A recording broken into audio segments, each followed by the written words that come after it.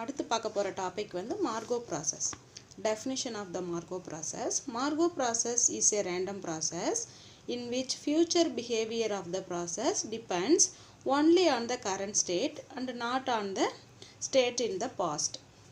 இது உங்களுக்கு அப்படியே மீனிங் புரிஞ்சிருக்கும். ஸோ இந்த மார்கோ ப்ராசஸாக இருக்கணும்னா நம்மளோட ஃப்யூச்சர் பிஹேவியர் வந்து இப்போ கரண்ட்டோட பிஹேவியரை மட்டுமே பேஸ் பண்ணி இருக்கணும். ஏற்கனவே நடந்த பிஹேவியர்ஸை பேஸ் பண்ணி இருக்கக்கூடாது.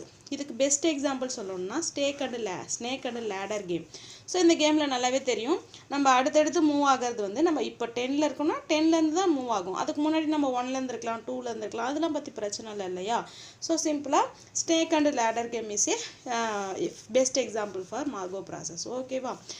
இப்போது இந்த மார்கோ ப்ராசஸில் இந்த ஒரு கண்டிஷன் பார்த்தீங்கன்னா, இப்போ probability of xn + 1 given xn xn - 1 xn - 2 x not கிவன்னா தெரியும் இல்லையா. இது வந்து கண்டிஷனல் ப்ராபபிலிட்டி. கண்டிஷனல் ப்ராபபிலிட்டினா என்ன, இந்த கோட்டுக்கு அப்புறம் இருக்கிற இன்சிடென்ட்ஸ்லாம் நடந்த பிறகு இந்த xn + 1 நடக்கிறதுக்கான ப்ராபபிலிட்டி என்னன்னு கண்டுபிடிக்கணும்னா, அதாவது மார்கோ ப்ராசஸில் xn + 1 given இந்த விஷயம்லாம் நடந்த பிறகு இது நடக்கணுன்றதுக்கான ப்ராபபிலிட்டி வேணும்னா ஜஸ்ட் என்ன பண்ணிக்கலாம், xn + 1 எதை மட்டுமே டிபெண்ட் பண்ணியிருக்கோம், xn மட்டுமே டிபெண்ட் பண்ணியிருக்கோம். அதுக்கு முன்னாடி நடந்த xn - 1 xn - 2 இந்த இன்சிடென்ட்ஸ்லாம் டிபெண்ட் பண்ணி இருக்காது.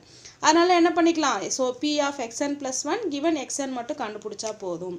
For example p of x4 given x1 x3 கண்டுபிடிக்கணும்னா எது மட்டும் கண்டுபிடிச்சா போதும், x4 given x3 மட்டும் கண்டுபிடிச்சா போதும். ஏன்னா x1 வந்து x1 வந்து x0 மட்டுமே டிபெண்ட் பண்ணியிருக்கும். ஓகேவா. அதே மாதிரி x4 வந்து x3 மட்டுமே டிபெண்ட் பண்ணியிருக்கும். அதனால் நம்ம என்ன பண்ண வேண்டியதில்லை, மற்றதெல்லாம் கண்டிஷனல் ப்ராபபிலிட்டி போட வேண்டியதில்லை. இது மட்டும்தான் எங்கள் கான்செப்ட்டு. நம்ம இப்போது இந்த மார்கோ ப்ராசஸில் ப்ராப்ளம்ஸை எப்படி சால்வ் பண்ணுறதுன்ற டெக்னிக்ஸ் மட்டும் பார்த்துட்டு நம்ம ப்ராப்ளம்ஸ் போயிடலாம். ஓகேவா. ஸோ இந்த மார்கோ ப்ராசஸில் எந்தெந்த மாதிரி கொஷின்ஸ் வருதுன்னு பார்க்கலாம். ஃபஸ்ட்டு வந்து இப்படி பியூர் ப்ராபபிலிட்டி கேட்பாங்க. பியூர் ப்ராபபிலிட்டினா பி ஆஃப் நம்ம வழக்கமாக ஏதோ ஒரு x4 = 7 x2 = 4 இந்த மாதிரி வெறும் ப்ராபபிலிட்டி கேட்டாங்கன்னா இதை நம்ம பியூர் ப்ராபபிலிட்டின்னு சொல்லிக்கலாம். ஏன்னா வேறு எப்படி கொஷின் கேட்கலாம்னா கண்டிஷனல் ப்ராபபிலிட்டி கேட்கலாம். ஸோ இதை கண்டிஷனல் ப்ராபபிலிட்டினா தெரியும் இல்லையா, இது நடந்த பிறகு இது நடக்கிறதுக்கான ப்ராபபிலிட்டின்னு கேட்டாங்கன்னா அதை கண்டிஷனல் ப்ராபபிலிட்டின்னு சொல்லுவோம். எந்த ஒரு கண்டிஷனும் இல்லாமல் ஜஸ்ட் ப்ராபபிலிட்டின்னு கேட்டாங்கன்னா நம்ம அதை பியூர் ப்ராபபிலிட்டின்னு சொல்லிக்கலாம். ஓகேவா. ஸோ இந்த மாதிரி பியூர் ப்ராபபிலிட்டி கேட்டாங்கன்னா என்ன ஃபார்முலான்னு பார்த்தீங்கன்னா, ஸோ இந்த பி ஆஃப் பியூர் ப்ராபபிலிட்டிக்கு ஸ்மால் பி போடணும்னு நான் வச்சுக்கோங்க. ஓகேவா. அதுவே கண்டிஷனல் ப்ராபபிலிட்டிக்கு கேபிட்டல் பி. இங்கே 2 வந்துன்னா கேபிட்டல் பி, கண்டிஷனலுக்கு 2 கண்டிஷன் வரும் இல்லையா, அது கேபிட்டல் பி. பியூர் ப்ராபபிலிட்டியில் ஒன்று இருந்ததுன்னா ஸ்மால் பி போடணும். ஓகேவா. இந்த x3 = 2ன்னு இருக்கு இல்லையா, இதில் இந்த 3ன்றது வந்து ஸ்டெப்ஸு. எத்தனை ஸ்டெப்ஸுக்கு அதாவது நம்மளோட தேர்ட் ஸ்டெப்பில் நம்ம செகண்ட் ஸ்டேட்டில் போய் அதாவது தேர்ட் ஸ்டெப்பில் செகண்ட் ஸ்டேட்டில் இருக்கிறதுக்கான ப்ராபபிலிட்டி. ஓகேவா. எப்போவுமே இந்த சஃபிக்ஸில் இருக்கிறத ஸ்டெப்ஸ்னு ஞாபகம் வச்சுக்கோங்க, ஈக்குவல்ட்டுக்கு அப்புறம் இருக்கிறது ஸ்டேட்டுன்னு ஞாபகம் வச்சுக்கோங்க. ஓகேவா. இப்போது இந்த பியூர் ப்ராபபிலிட்டி கண்டுபிடிக்க ஸ்மால் பி போடணும்னு சொல்லியிருக்கேன் இல்லையா, இங்கே சஃபிக்ஸில் இருக்க நம்பரை பவரில் எழுதிக்கோங்க. பவரில் எழுதணும்னா அப்போ ஸ்மால் பி பவர் 3 கண்டுபிடிக்கணும். ஸ்மால் பி பவர் 3 கண்டுபிடிச்சிட்டு அந்த ஸ்மால் பி பவர் 3ல் செகண்ட் ஸ்டேஜில் என்ன ப்ராபபிலிட்டி இருக்கோ அதை எடுத்து எழுதுனா போதும். இது கண்டுபிடிக்கிறதுக்கான மெத்தட் இது தான். ஓகேவா. பியூர் ப்ராபபிலிட்டினா ஸ்மால் பி, கண்டிஷனல் ப்ராபபிலிட்டினா கேபிட்டல் பி. இப்போ பி பவர் 3 வேணும்னா என்ன ஃபார்முலான்னு பார்த்தீங்கன்னா, பி பவர் 1க்கு பி பவர் 0ன்றது இனிஷியல் ப்ராபபிலிட்டின்னு அவங்களாவே கொஷினில் கொடுத்துருவாங்க. அப்படிலாம் நாமளே சம்டைம்ஸ் ஃபைண்ட் அவுட் பண்ணுற மாதிரி இருக்கலாம். ஸோ P0 இருக்கும்போது P0 இந்த கேபிட்டல் பி கூட மல்டிப்ளை பண்ணோம்னா நமக்கு பி பவர் 1 கிடச்சிடும். ஸோ P2 வேணும்னா என்ன பண்ணணும், பி பவர் 1 × P போட்டோம்னா P2 கிடச்சிடும். பி பவர் 3 வேணும்னா பி பவர் 2 × P போட்டிங்கன்னா பி பவர் 3 கிடச்சிடும் இல்லையா. ஸோ இந்த பி பவர் 3ல் நமக்கு கண்டுபிடிச்ச பிறகு ஒரு ரோ மேட்ரிக்ஸ் இருக்கும். அதில் செகண்ட் ஸ்டேட்டில் என்ன ப்ராபபிலிட்டி இருக்கோ அதுதான் நம்ம இங்கே எடுத்துகிட்டு வந்து எழுத போகிறோம். ஓகேவா. ஜஸ்ட் எப்படி போகணுன்னு தெரிஞ்சுக்கோங்க, நம்ம ப்ராப்ளம் போடும்போது நல்லாவே புரியும். இதில் இந்த கேபிட்டல் பின்னு சொன்னோம் இல்லையா, இது வந்து ஒரு டிரான்சிஷன் ப்ராபபிலிட்டி மேட்ரிக்ஸ்னு சொல்லுவோம். இதை ஷார்ட்டாக நம்ம டிபிஎம்னு டினோட் பண்ணுவோம். ஓகேவா. இந்த டிபிஎம் மேட்ரிக்ஸ் எப்படி இருக்குன்னா, நமக்கு கொடுத்துருக்கிறது 2 ஸ்டேட்டாக இருந்ததுன்னா 2/2 மேட்ரிக்ஸாக இருக்கும். அதுவே 3 ஸ்டேட்ஸாக இருந்ததுன்னா 3/3 மேட்ரிக்ஸ் இருக்கும். 4 ஸ்டேட்ஸ் இருந்ததுன்னா 4/4 மேட்ரிக்ஸ் இருக்கும். இதுதான் டிபிஎம் மேட்ரிக்ஸை பற்றின இன்ஃபர்மேஷன். அண்ட் அந்த டிபிஎம் மேட்ரிக்ஸில் இருக்க ஒவ்வொரு ரோவையும் ஆட் பண்ணோம்னா நமக்கு என்ன கிடைக்கும், 1ன்னு கிடைக்கும். ஓகேவா.